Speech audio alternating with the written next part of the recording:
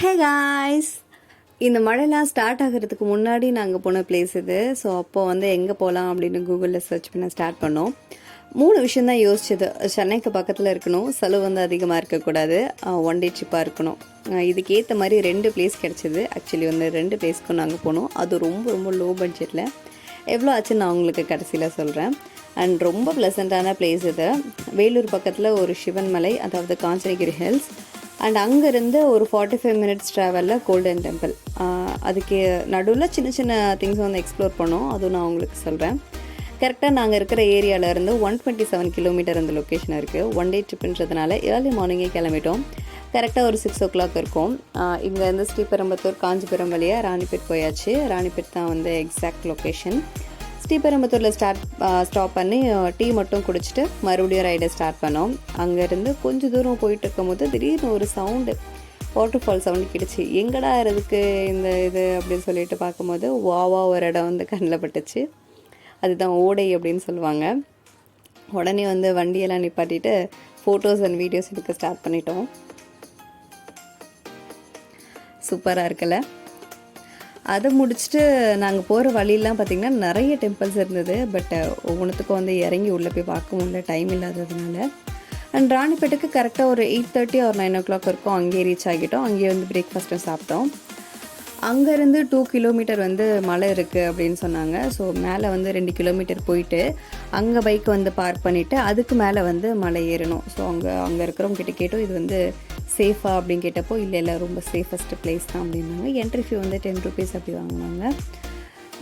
So அங்கே போயிட்டு நாங்கள் மலை ஏற ஸ்டார்ட் பண்ணோம். கொஞ்சம் வெயிலும் கூட நாங்கள் போன டைமில் ரொம்பவே கஷ்டமும் பட்டோம். அதனால் அந்த மலையோட எண்டு வரைக்கும் போக முடியல. நடுலேயே வந்துட்டு ஒரு இடத்த வந்து ஃபிக்ஸ் பண்ணிவிட்டு அங்கேயே ஃபோட்டோஸ் அண்ட் வீடியோஸ் எடுக்க ஸ்டார்ட் பண்ணிட்டோம். ஆக்சுவலி அங்கே ரொம்ப ஃபேமஸ் வந்து பெல் ராக் தான். அது வந்து மலையோட எண்டில் இருக்கும். ஸோ நீங்கள் போனீங்கன்னா கண்டிப்பாக போய் பாருங்கள். அண்ட் மோஸ்ட் இம்பார்ட்டன்ட் வந்து கேங்காக போங்க. ஒரு 6 or 7 மெம்பர்ஸ்லாம் போனீங்கன்னா ரொம்ப ஜாலியாக இருக்கும். கத்தலாம், விளையாடலாம், ஜாலியாக இருக்கும். ஸோ அதுக்கப்புறம் வந்து நாங்கள் ஃபோட்டோஸ் அண்ட் வீடியோஸ்லாம் எடுத்து முடிச்சுட்டு ரொம்ப வெயிலாக இருக்குது, டைம் வந்து ஒரு 12 ஆகிடுச்சு போல் அப்படி சொல்லிட்டு கடற்கடன் டைமை பார்த்தா அப்போ தான் வந்து 10:30 ஆகுது. சரி, இதுக்கு மேலே வந்து வெயிலெல்லாம் நிற்க முடியாது, கீழே இறங்கலாம் அப்படின்னு சொல்லிட்டு கீழே இறங்க ஆரம்பிச்சிட்டோம். கரெக்டாக அங்கேருந்து ஒரு 11 o'clock கிளம்பிருப்போம். சேம் அங்கேருந்து மேப் ஆன் பண்ணி கோல்டன் டெம்பிளுக்கு ரைட் ஸ்டார்ட் பண்ணோம். அண்ட் இதை சொல்லியே ஆகணும், நடுவில் ஒரு கரும்பு ஜூஸ் கடை இருந்தது. அவ்வளோ சூப்பராக இருந்தது ஜூஸ். ஆக்சுவலி பின்னாடி வந்து பார்த்திங்கன்னா கரும்பு தோட்டம், முன்னாடி வந்து ஜூஸ் கடை. அப்படி ஒரு டேஸ்ட். அண்ட் அந்த அன்னைக்கிட்டே கேட்டோம், அண்ணா இது சுகர் ஆட் பண்ணுவீங்களா அப்படின்னு.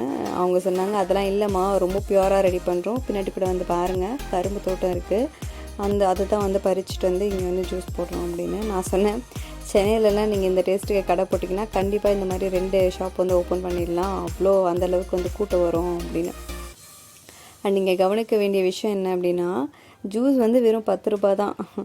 நாங்களே வந்து ஒரு 2-3 ஜூஸ் வந்து குடிச்சிட்டு அப்புறம் அங்கேருந்து வந்து கிளம்புனோம். அண்ட் அந்த ஏரியாவே, அந்த ரோடு ஃபுல்லாகவே வந்து ரொம்ப ப்ளசண்ட்டாக இருந்தது. அப்படியே வந்து ஒரு 12:40க்குலாம் வந்து நாங்கள் கோல்டன் டெம்பிளுக்கு வந்து ரீச் ஆகிட்டோம். பட் அங்கே வந்து பார்த்திங்கன்னா சாமி நடை வந்து திறக்க வந்து 3 o'clock ஆகும், அதனால நீங்கள் வந்து ஒரு 3 மணிக்கு வாங்க அப்படின்னு சொல்லிட்டாங்க. சரி வந்துட்டோன்னு கோயிலை சுற்றி பார்த்துட்டு அங்கேயே வந்து ஃப்ரெஷ்அப்லாம் ஆகிட்டு ஒரு 1:30 இருக்கும். அங்கேருந்து கிளம்பிட்டோம். வெளியே வந்து பார்த்திங்கன்னா நிறைய கடைலாம் இருந்தது. எப்பயும் கோயிலுக்கு வெளியே கடை இருக்கும்ல, அந்த மாதிரி. எனக்கு வந்து இயர்ரிங்ஸ் கடையை பார்த்தா வந்து விடவே மாட்டேன். எப்படி இருந்தாலும் வந்து ஏதாவது ஒரு இயர்ரிங் வாங்கிட்டு தான் போவேன், அந்த மாதிரி டைப்பு. ஸோ அதனால் அங்கே போயிட்டு அழகான குட்டி ஜிமிக்கி கம்மல் வாங்கிட்டு அங்கேருந்து வந்து கிளம்பிட்டோம். இதுதான் அந்த குட்டி ஜிமிக்கி கம்மல், பாருங்கள். அதுக்கப்புறம் வண்டியை சல்லுன்னு சென்னைக்கு விட ஸ்டார்ட் பண்ணியாச்சு. பட் செம்ம கிளைமேட், மழை தூறல் வேறு ஸ்டார்ட் ஆகியிருந்தது. வர வழியில் பைபாஸ்லேயே ஹோட்டலில் சாப்பிட்டுட்டு ஸ்ட்ரைட்டாக சென்னைக்கு வந்துட்டோம். வீட்டுக்கு ஒரு 6:30க்கெலாம் வந்து ரீச் ஆகிட்டோம். பட் அங்கங்கே கொஞ்சம் பிரேக் மட்டும் எடுத்துட்டோம், பிகாஸ் ஹீப் வந்து பெயின் ஆகும் அப்படின்ட்டு.